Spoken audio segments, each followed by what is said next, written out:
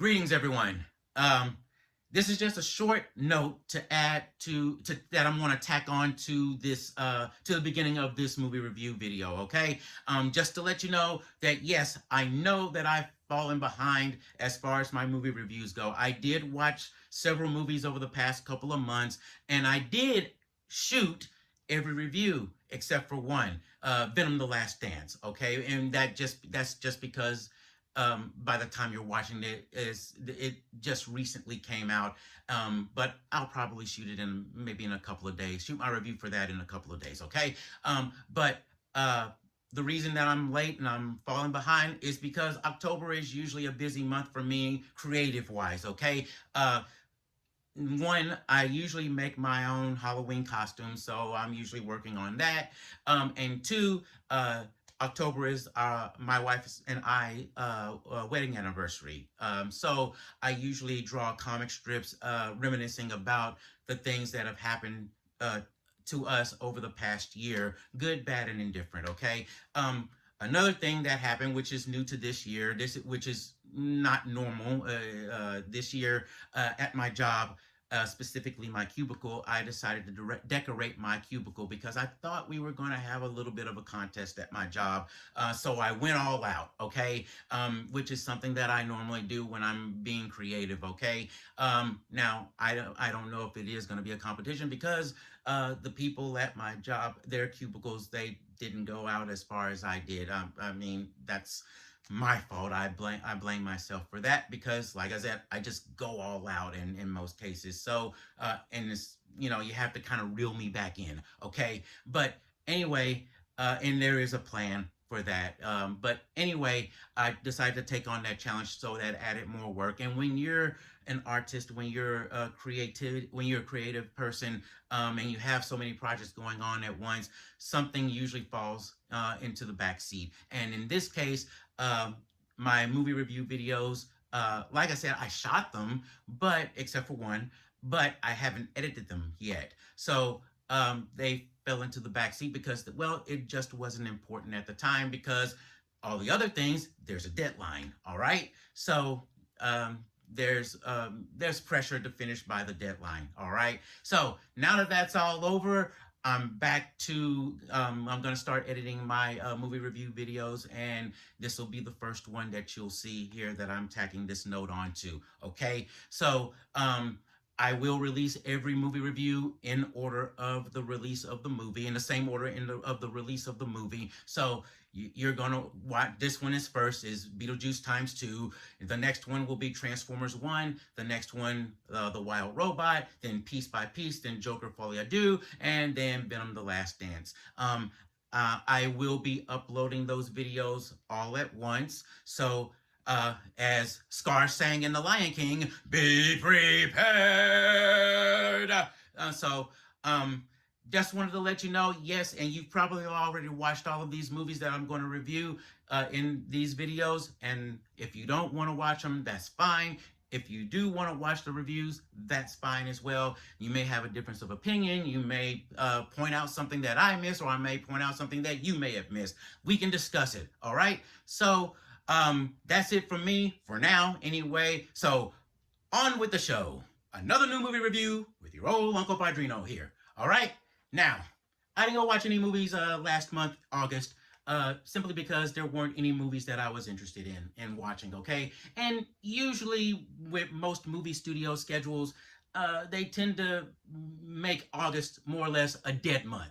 And speaking of dead, see what I did there? We're going to talk about Beetlejuice, or more specifically, Beetlejuice, or as I call this, Beetlejuice times 2. So, okay. I just thought of something, all right? I'm sorry. A lot of random thoughts always pop into my head, especially during these reviews. I'm sorry. I apologize. But we do it live. Well, somewhat live. But I just thought, Beetlejuice times 2. Beetlejuice appears when you say his name 3 times, right? 3 separate times. Beetlejuice, Beetlejuice, Beetlejuice. All right? Now, what if, you said, instead of saying it separately like that, what if you said Beetlejuice times 3? Would that work just as well? Well, he's not here. I don't see him. He hasn't appeared. So I guess that, well, but then I did say his name 3 times separately. So anyway, 2. So, but anyway, never mind. All right. Now, Beetlejuice is more or less an urban legend, or kind of like an urban legend or an urban myth. All right, kind of like Bloody Mary, or Candyman, or Biggie Smalls, or that one character whose name I can't say. No one can say it, actually, not even once, from the cartoon Freakazoid. All right. That's what Beetlejuice kind of is. Kind of a spirit that, once you say his name several times, or whatever the amount of times there is, he shows up. All right. Now, the first movie came out, what, somewhere around 30 years ago now at this point. So, saw it in the movies. Everybody watched it. Everybody loved it and whatnot. It became more of a cult classic after it left the theaters, though. I mean, I think everybody really, really got into the movie after it left theaters. But anyway, it did become popular enough to where there's a Broadway play now, over in New York. That there were two video games made based on him. Both of them by a company called LJN. LJN was a toy company back during that time, and it decided to dip its toe into the video game market. They did a horrible job making video games. They should have stuck to just making toys. But anyway, they were a sister company to this other video game company called Acclaim. Acclaim was just as bad, in my honest opinion. They made crappy games. They had one or two hits here and there, but they overall made crappy games. Now, some of you may be saying, well, what about Mortal Kombat? What about Arch Rivals? What about Narc? What about some of these other games? Yeah, here's the thing, though. Other companies made those video games, and the video game cabinets were distributed into arcades by a company called Midway. All right. Now, Acclaim didn't make those games. Acclaim just secured the rights to release them on the consoles of that time period, the Super Nintendo and the Sega Genesis at that time. So you had LJN, who made a video game based off of the movie Beetlejuice. All right. They also made a Game Boy game based off of the Beetlejuice cartoon. Okay, now I've never played any of those games. You'll have to tell me what they like, if you've played them or not. But I didn't play any of them, because the names LJN and Acclaim basically scared me away from from playing any of those games. All right, and as I mentioned, there was an animated series based off of Beetlejuice as well. This was made by an animation company called Nelvana. Sorry, not to be confused with Nirvana, which is what I was about to say. Not to be confused with Nirvana, the band, or Nirvana, the highest achievement that you can get to in the Buddhist religion, but Nelvana, which was an animation company in Canada, and they had been around for a long time. I don't know if they're still around now or not, but if you grew up in the 80s and even in the 90s, you pretty much were familiar with some of their stuff. Just to kind of go through a little bit with it. There were 3 iterations of the Care Bears cartoon. Okay, there was one. The original was made by a company, I don't know what it was called. The second one version was made by a DIC, D-I-C.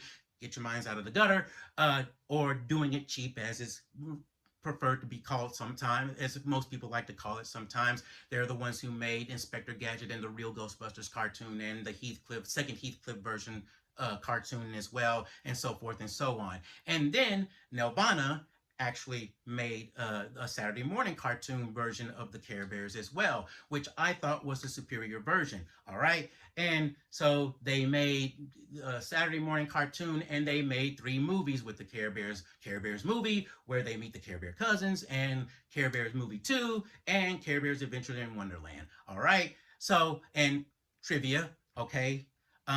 If you've all watched, and I'm sure you have at some point in your life, whether you were a kid or whether now as an adult, you've watched the stop motion animated holiday special, Rudolph the Red-Nosed Reindeer. The young lady who did the voice of Rudolph in that special was the original voice of Tender Heart Bear in I think the first couple of seasons of the cartoon, Care Bears cartoon. All right. So, but they also made a cartoon based off of the toy My Pet Monster, which was actually very good as well. I mean, they gave a pretty good premise and a backstory to how to a toy that didn't have one, as to how it worked. Okay, and of course they made Beetlejuice as well, which went on for about it. Well, it was a Saturday morning cartoon at first, and then it went on into syndication, and I think it went on into about 4 seasons, if I'm not mistaken. Okay, and if you grew up in the '90s, they also made the an animated series based off of Ace Ventura: Pet Detective. So they have a pretty good pedigree. All right, at least in my opinion. Okay, now this show, in my honest opinion, was a good show. It made me laugh. I really loved it. They played deeply into puns, or as people call them now, dad jokes. And I'm a sucker for puns. You give me a pun, I'll start laughing. All right, but there's one episode. There's something. Well, I can't remember what episode it was, but in one episode, Beetlejuice is like, I'm sad or I'm down or something like that. And it's like, I think I'll go home and watch a little TV. And the next shot, it shows him like all in the corner and he's watching this teeny tiny little TV. Comedy gold right there, okay? And in a way, we gotta watch little TVs on our phones, right? Beetlejuice Protect the Future?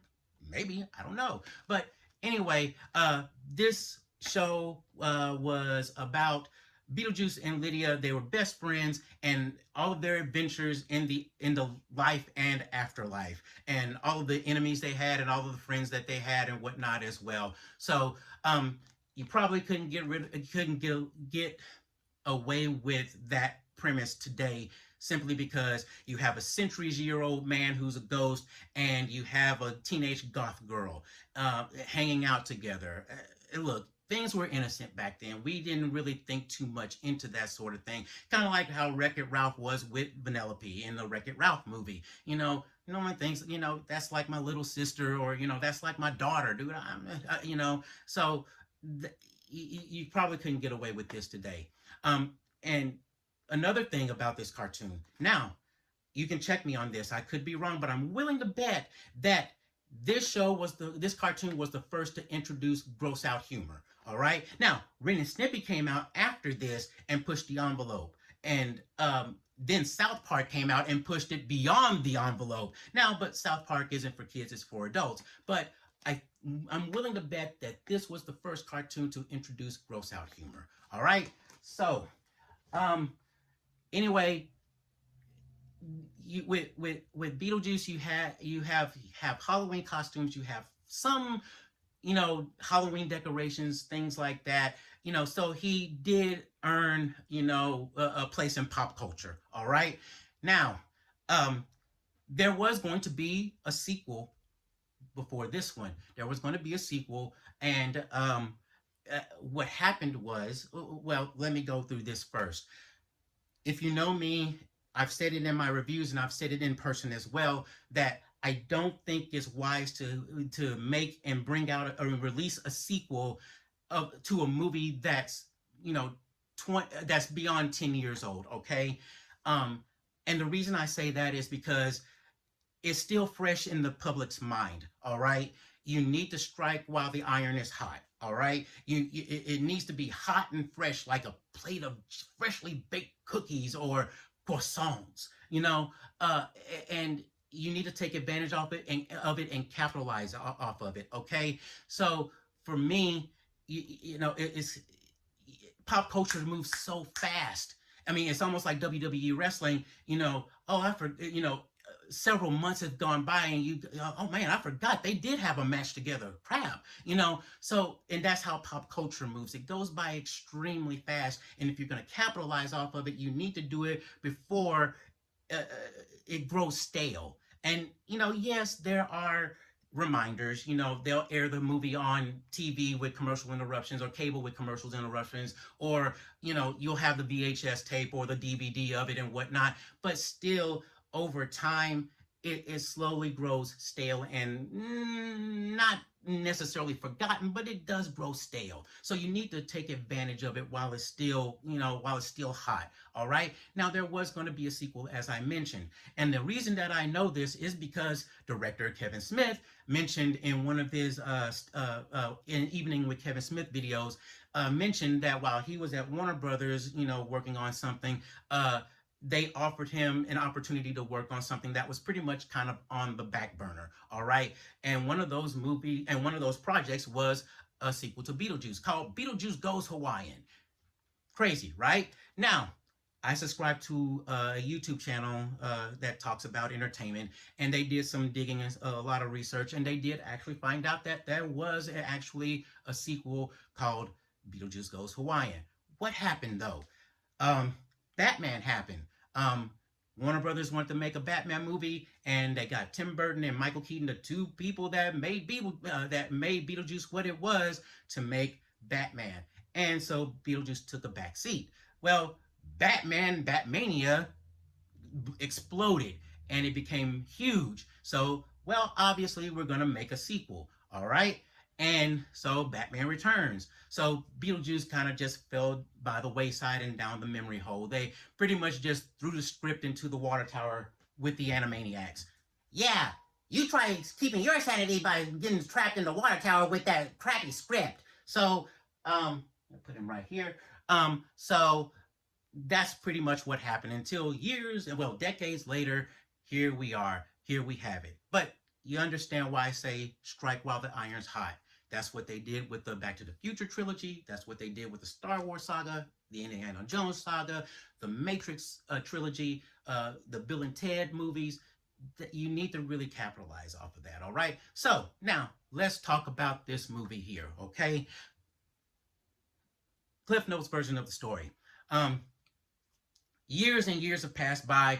Lydia's all grown up and everything, and she has a teenage daughter named Astrid. And Astrid is basically the opposite of Lydia. She's not goth. She's not into the spook and into the afterlife. She doesn't believe in the existence of ghosts and things like that. Meanwhile, Beetlejuice is in the afterlife and he's doing his thing and whatnot, but he's still kind of pining over Lydia after all of this time. Okay, now back up there upstairs in the life, uh, of tragedy strikes and a family member dies, and so Lydia and her daughter have to go back to her hometown to attend the funeral, and comedy and calamity and kookiness ensues. All right, and many of you probably already watched the movie already.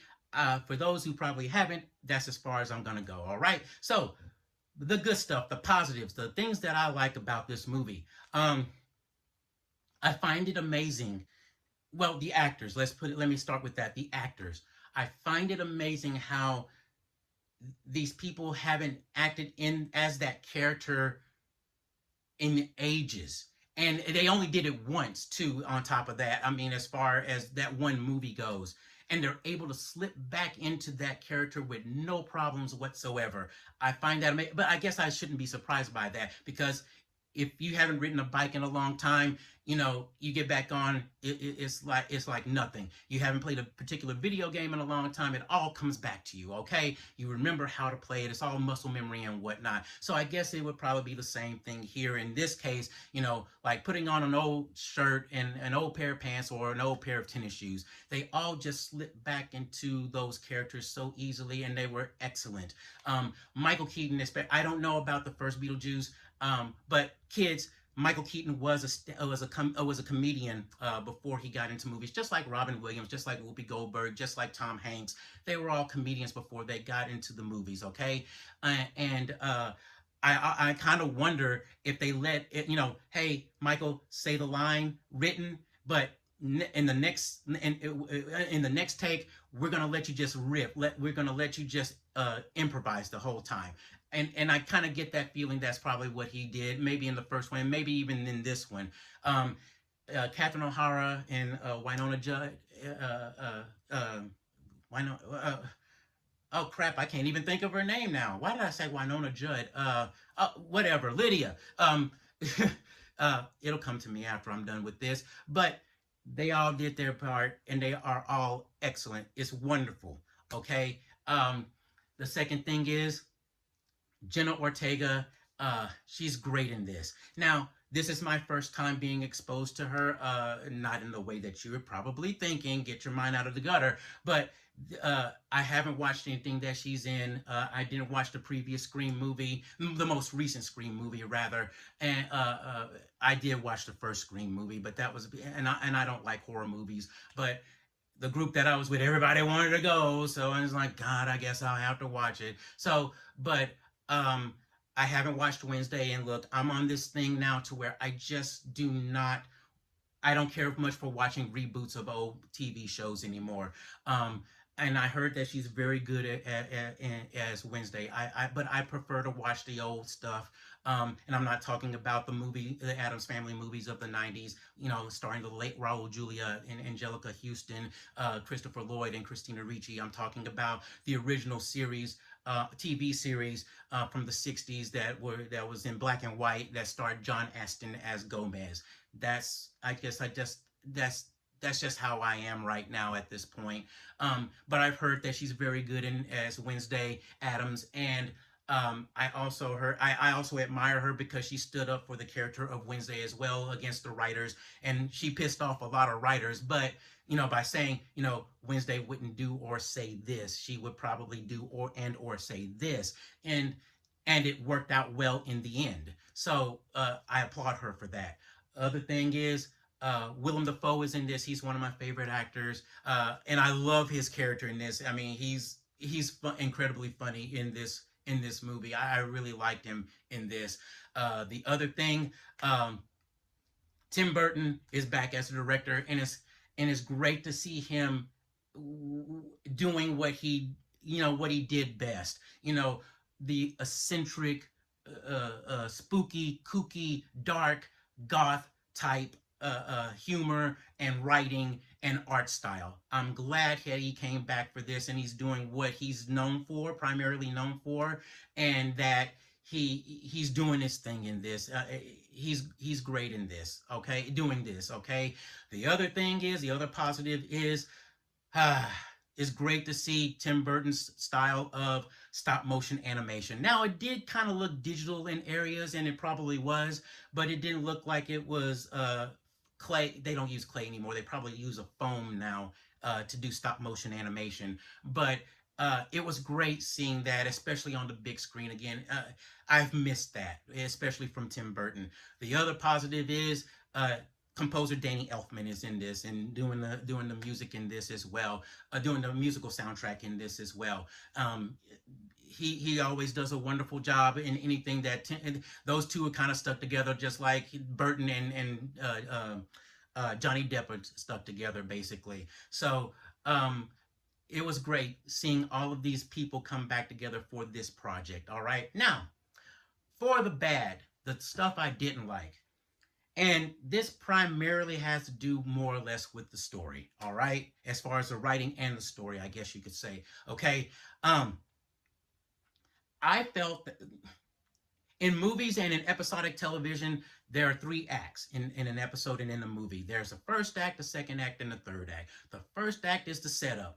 The second act is no, I'm sorry. The first act is the introduction to everything, to the characters, to the rules of that world and within that they live within. The second act is the setup, is the build up. The third act is the climax and the conclusion. All right. So the first act, in my honest opinion, it was slow. I don't know why. It just felt like it took too long. Now, and I can respect it. I understand what they were trying to do, introducing the new characters and telling a little bit of the backstory and yada yada yada and whatnot and things. I get it.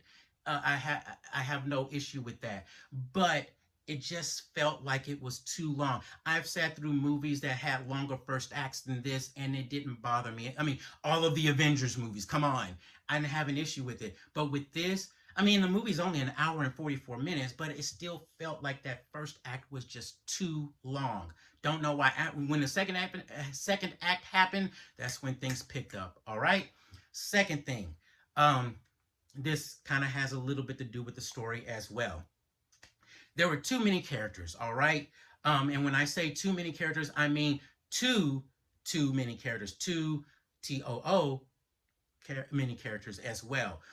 One of them being, unfortunately, was Willem Dafoe's character. I really liked this character, and I really like him, but it was just like He and this other character, this other new character, were completely unnecessary. They did. It's like they weren't needed.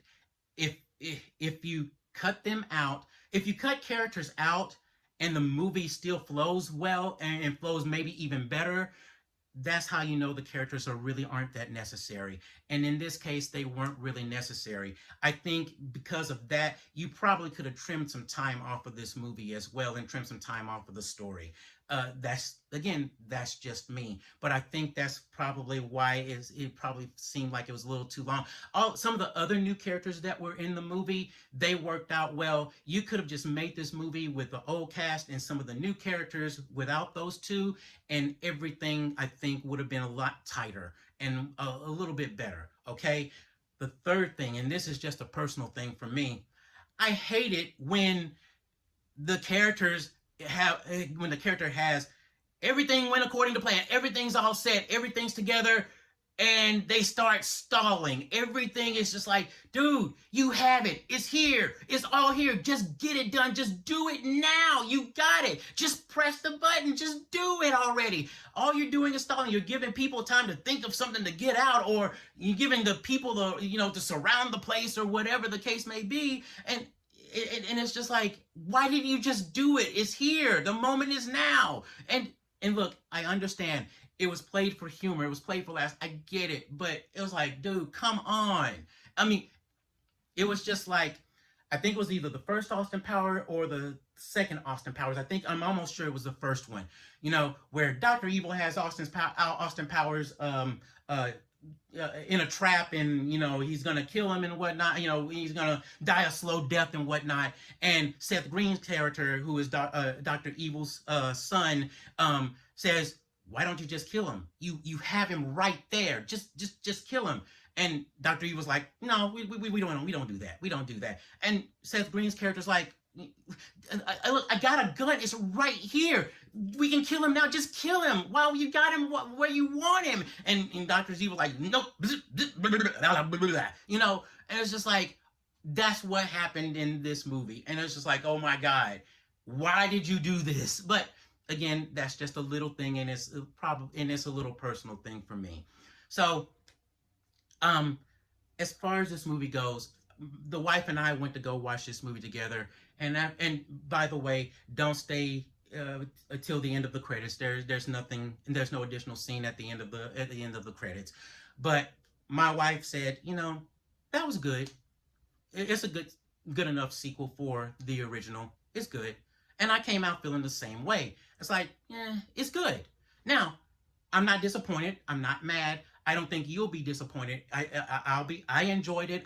My wife enjoyed it. I think you'll enjoy it as well. But it's not horrible, but it's not the greatest thing ever either. It's just mid. It's good. That's it. It's a good enough movie for a sequel to the original. All right? And I mean, you'll like it. I think everybody will like it, but like I said, it's just like, oh my God, I'm so happy. I love this movie, like I was with Deadpool and Wolverine. But I think it's good, and it's not on the level of, say, Top Gun Maverick, which is the pinnacle right there. I mean, again, I was wrong about those kinds of movies. Like I said, Top Gun Maverick changed my mind. I was wrong. Twisters was good. I really liked it as well. It's not as good as the first one, but it works. I really liked it. And I still enjoyed myself. And I think Top Gun Maverick is also, it's as good as the first, if not better than the first. And that's kind of what you want to strive to. You want to give the audience what they loved about the first one and more. And I think Top Gun Maverick did that. Twisters kind of did that, but it still kind of stayed in a safe place, I should say. And Beetlejuice 2 is kind of in third place. It was good. It didn't, go all out and push the envelope or anything like that, but it's still good. It still worked. I still enjoyed myself. It's just that it wasn't like, great. It wasn't out there. All right. So because of that, I give my verdict on this is a matinee. All right. You'll like it. It's good, but save yourself a little cash. All right. There are hardcore Beetlejuice fans out there, and that I've heard anyway, hardcore Beetlejuice fans, they are divided on this. You know, a lot of them say they loved it and it was great, and a lot of them are saying, "Nah, this wasn't very good at all. I didn't like it at all." So it's really kind of up to you and how much of a Beetlejuice fan you are at the end of the day. All right, so that's it from me, Stanley. Take us out. That does it for this episode of the No Spoiler Show. And remember, if it looks like Beetlejuice, it must be spoiled. Tune in next time. Until then, Excelsior!